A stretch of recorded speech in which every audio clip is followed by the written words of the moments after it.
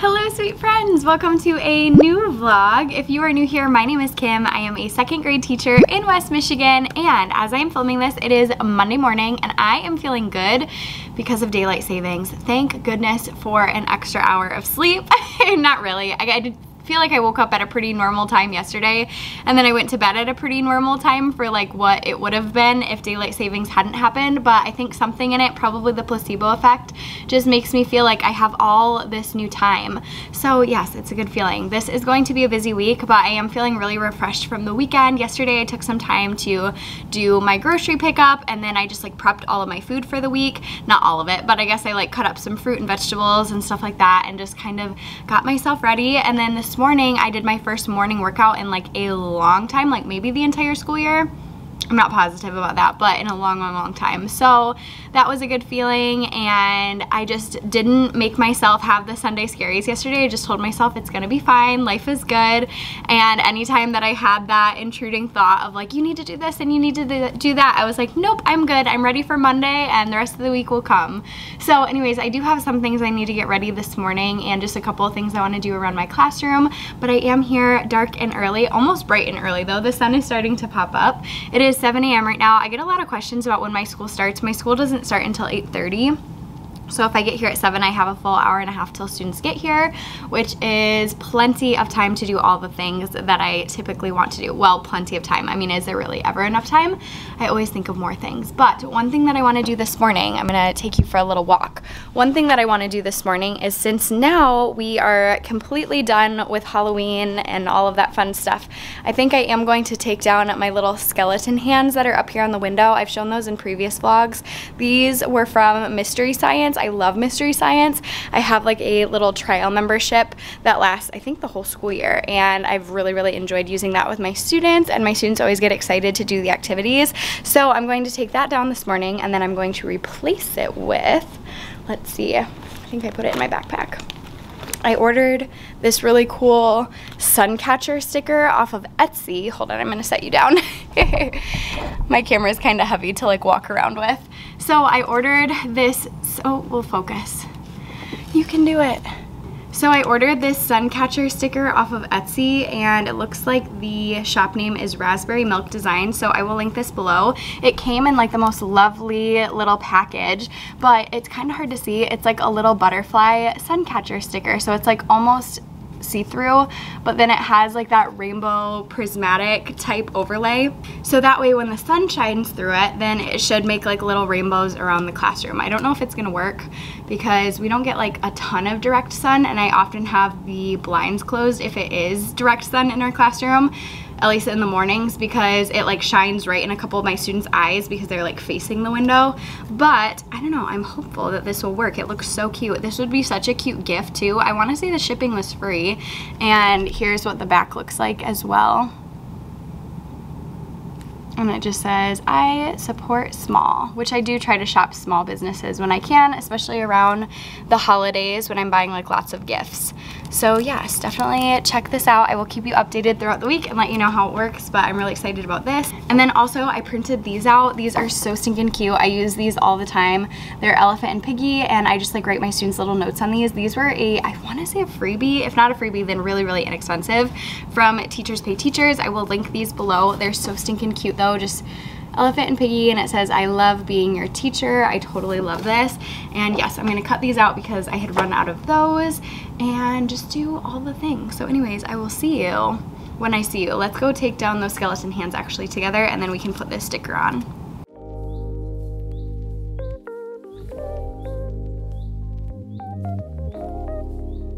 My mom helped me with making these science and social studies journals last week, so I just made this in PowerPoint, added some little clip art, and then I added these little tabs on, and my mom like taped them in. So I'm excited to have these to start using this week because I have wanted something like this, and I just didn't have like the right thing, you know, like I didn't have something like this. So I'm excited that we can use this as like an interactive notebook. Hello sweet friends! Now it is Wednesday. I did not film at all yesterday just because it took me a little bit longer to get here yesterday morning. By the time I got here, I just needed to like prep my room, get all the things ready. So anyways, it was a pretty good day yesterday. We've been working with money and math, and so I created a Jamboard that I used with my students instead of using like the little coins, because on Monday I used the coin manipulatives and they were everywhere.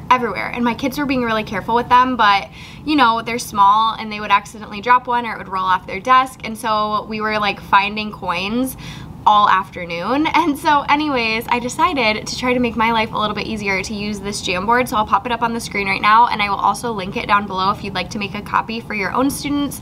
I just like whipped it up during my planning and it ended up working so well yesterday, so I'm excited to have that resource to use again today. And then also I just made these little posters last night and then printed them this morning. So I have this count by quarters one, because that was kind of tricky for my students. And then I also have like all of the coins labeled with their amount in like dollars and cents and then just in cents. And I also printed a version that has the back side as well, because yesterday some of my students were getting confused if like they saw the back side of the coin, they weren't able to identify like which one it was supposed to go with. So we did a Kahoot yesterday as well to practice money. It's hard because like some of the kids 100% get it. Like you can tell that their parents have been working with them a lot with money, and like that they are very used to identifying coins and whatever, but the kids who haven't seen it like have never seen it. So I have probably 4 kids who like can very easily identify coins, whether it's the front or the back. They can come up with totals, they can exchange some coins for others, like they're already good to go. And then the rest of the kids like have never seen coins. Some of them are catching on right away. We just started on Monday, and like a handful of the kids have already caught on. They're doing a pretty good job. And then I have some who just are totally struggling and think that like a dime, a nickel, and a quarter are all the same because they're all silver. So all my kids can identify pennies though, which is good. But yeah, it's just been challenging. So anyways, my battery light is flashing, so give me just 1 second to change that. Okay, there we go. So I will link all of these posters below just as like a free Google Drive file or whatever if you want to download these and print them. I just made these ones in Canva, and I made them using Canva Pro, so I don't have the rights to like sell these, but I can just include them as like a free link if you'd like them. So yes, those will be in the description box if you teach money as well. And if you have any fun tricks or anything that you like to do when you're teaching money, like any fun project-based learning or anything like that, definitely let me know. I was thinking it would be fun to do like a market day where we like sell random things in the classroom and use coins, and maybe just have it be like make-believe, like use make-believe money and everybody makes like a craft or something. I remember doing something like that in 5th grade, but I don't know, I feel like my 2nd graders could probably handle it, and maybe have some people who are really good with money be like the bank and they can just like verify all of the purchases. I don't know, I haven't decided, but that's like something that's swimming around in my brain right now. Today during my planning I have a meeting, so I need to get some stuff done this morning so that way I don't need to plan anything on my planning or prep anything on my planning. And then I'm trying to think, I feel like there's something else. Oh, after school today, kind of exciting. Well, first I have a grocery pickup. Always good to get groceries. And then at 5:30, my husband and I are gonna meet up and we're gonna go get a facial together. So that is my self-care for today. I'm getting a facial and I'm excited. I love, love, love getting facials. I love the salon that I go to. They use Dermalogica products and I love them. They feel so good. They smell so good. I have sensitive skin, but they've never bothered my skin.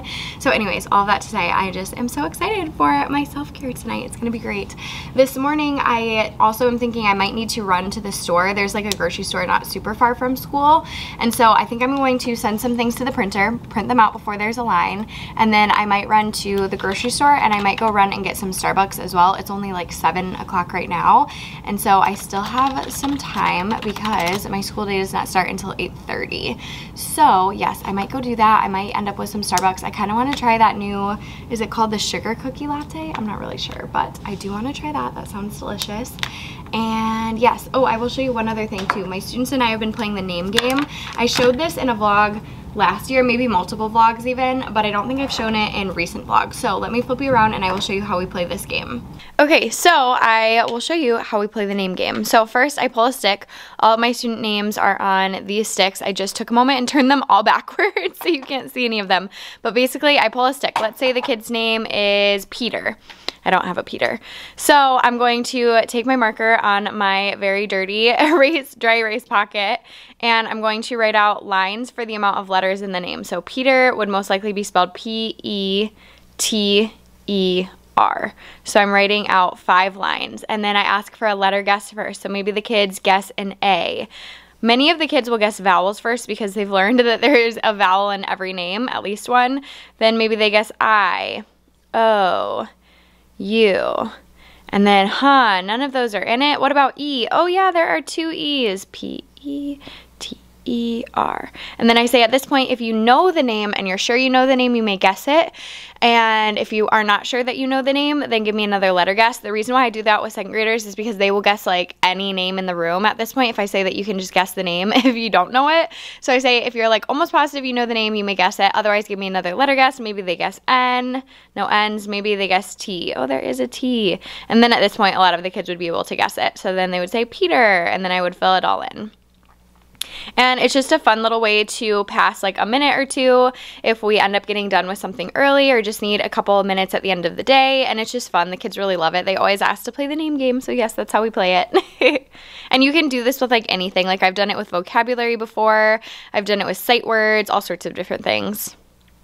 Okay, so I ended up moving the cute little butterfly sticker to right up here. I had it over there at first, and then I thought I would move it over here because I'm thinking then maybe more of the room would be affected by it. I'm not really sure how that will work, but it's so stinking cute. Even if it doesn't make any rainbows, it's just cute to look at. So I don't know. I will keep you updated. Hopefully it works out. Hello sweet friends, now it is the weekend, and again I'm here just to quickly film this clip and a few more clips to add to this vlog. It's just been difficult this year to film during the mornings, and so it actually has been kind of better for me to just come in on the weekend for a few minutes and film these few clips and then get them uploaded into the video. And I actually haven't been coming in on the weekends as much to like plan and prep for the week, which has been really good for my own self-care.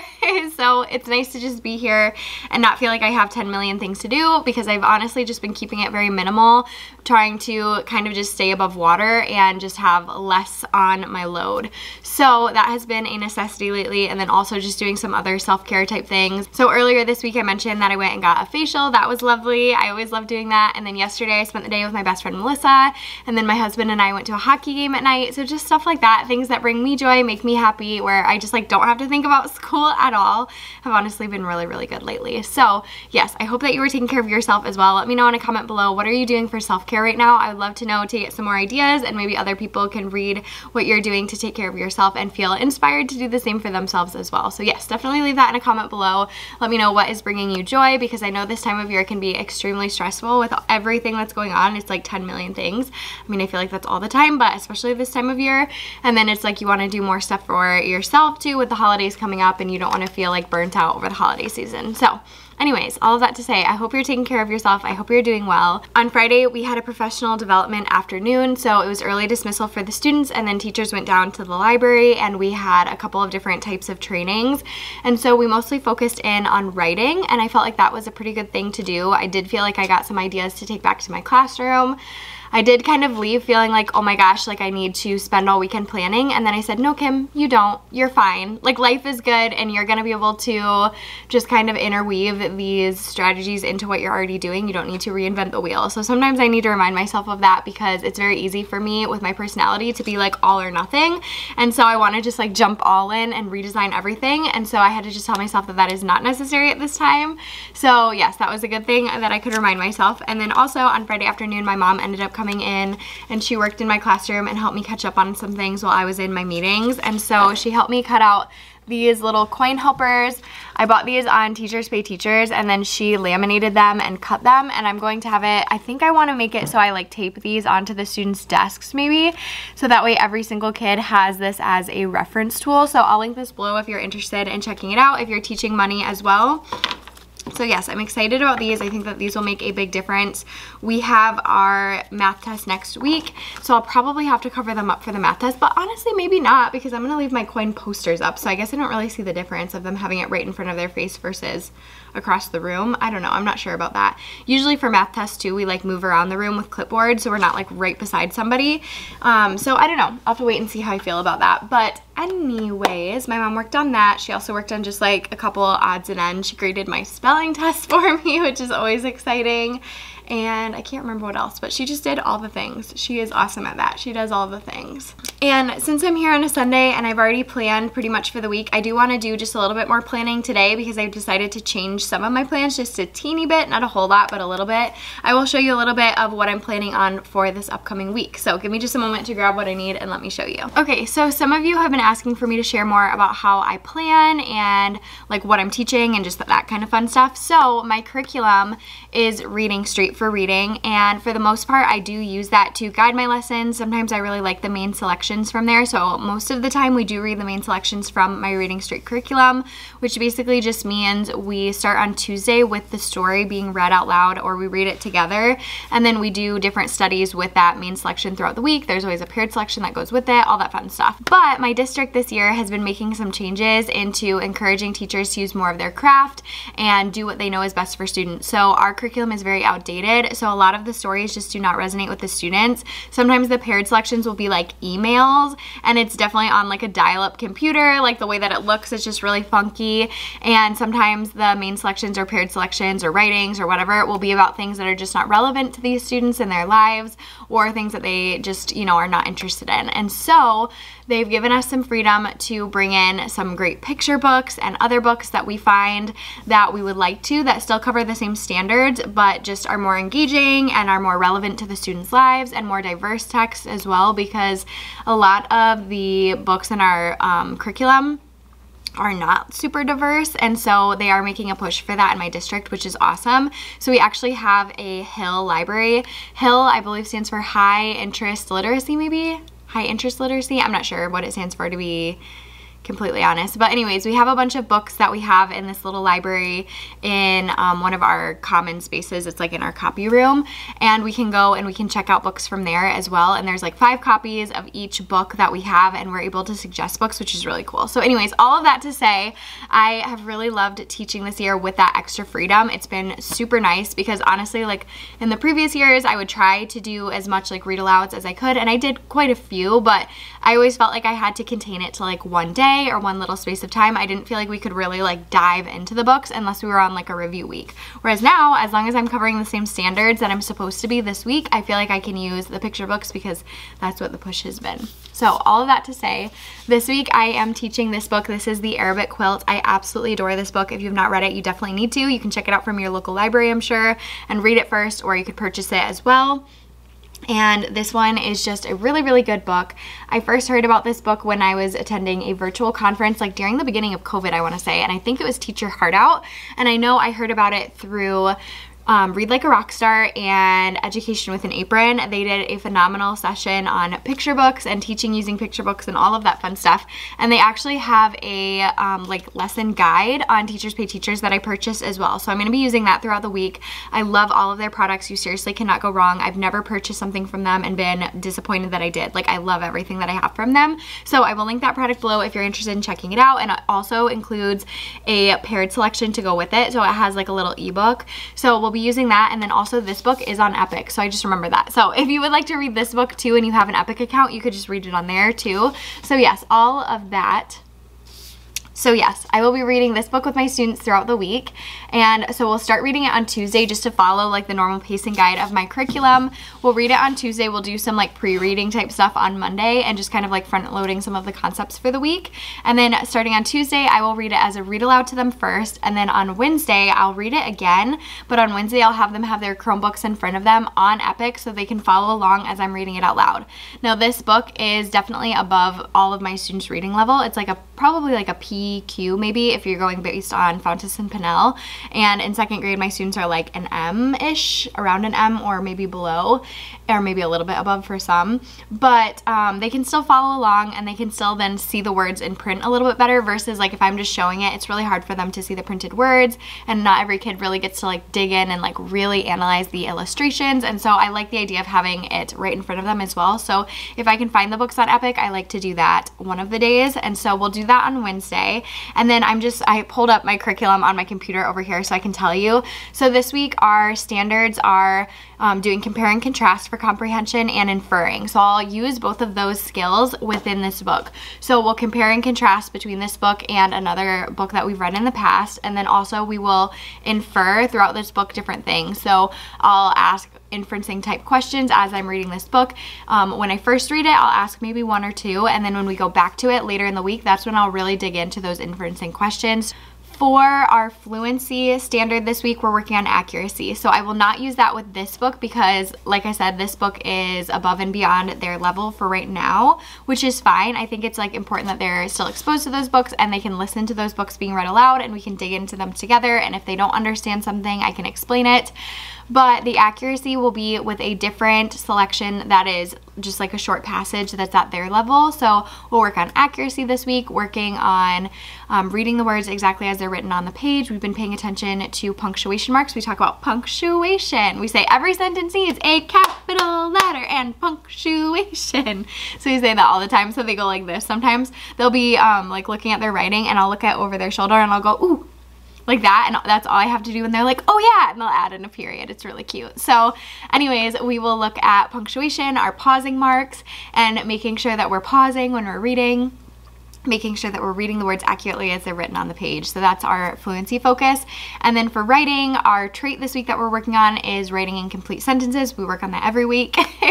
And then our writing mini lesson this week is supposed to be folktale. I'm actually switching that up just a little bit this week, so we will not be doing folktale, but I'm keeping our convention. So our conventions this week is possessive nouns. That's the convention that I'm going to teach them this week. Our phonemic awareness focus this week is on substituting final phonemes. So last week we were working on substituting initial phonemes. This week it's going to be final phonemes. So instead of focusing on switching the first sound, we're going to focus on switching the last sound. So for example, okay, so I might show the kids this word, probably in my PowerPoint, and I might say, okay, what's the word? Hop. Change the p sound at the end of the word to t, t, t. Got it? Give me a thumbs up when you've got it. Okay. All right. Let it go in 3, 2, 1. And they'd say, hot. Awesome. Yes, the word is hot. And we'd keep going with other words as well. So some of the words would be real words. Some of them would be make-believe as well. And then we would just talk about what the difference is. Like this word is real word, this word is make-believe. So yes, that is what we will do for phonemic awareness this week.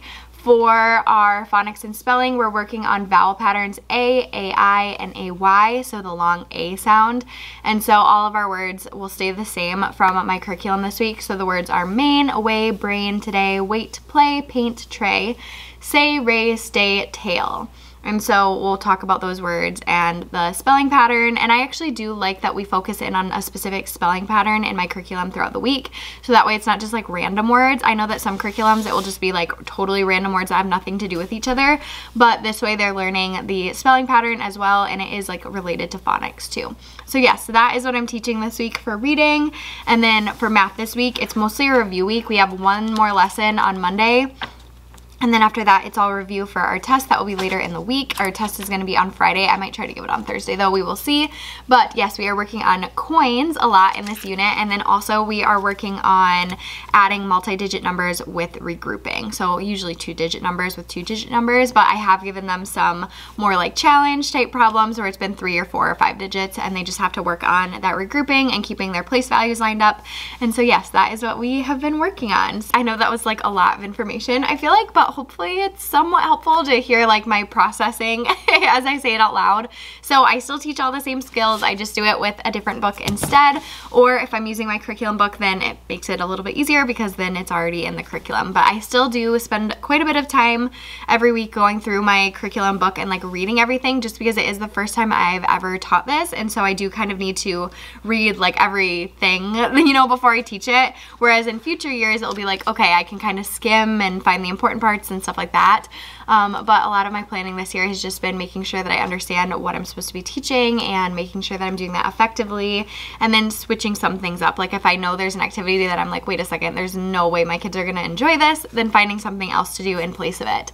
So yes, that's kind of what my brain looks like or sounds like when I'm planning these lessons. So There it is. I hope that was helpful. I don't know if it was, but let me know, do you have any tips or tricks for when you're planning? Like, is there anything that you like to start with, or like, do you plan pencil and paper still? I usually digital plan using my slides. And I do have a Google Sheet that I use as well. But yes, I plan pretty much all on my slides, and I use like the little speaker notes at the bottom, and pretty much everything that I teach throughout the week is on a slide, which is helpful for me because it just like keeps me on track throughout the day. And I have like times at the bottom of my slides often too, so that way I just know what I'm supposed to be doing, which is nice. So anyways, I am going to go ahead and end this vlog here. I really hope that you enjoyed it. If you did, please make sure to give it a thumbs up. Let me know in a comment below what you'd like to see in the future, if you'd like to see more vlogs, or if you'd like to see some sit-down videos. If you have any topics that you'd like me to talk about, let me know. I am still planning on doing a Q&A video pretty soon, so I got some good questions on my last vlog, but if you'd like to leave some more on this one, I'd love to hear them. Thanks so much for watching, and I will see you in the next one. Bye!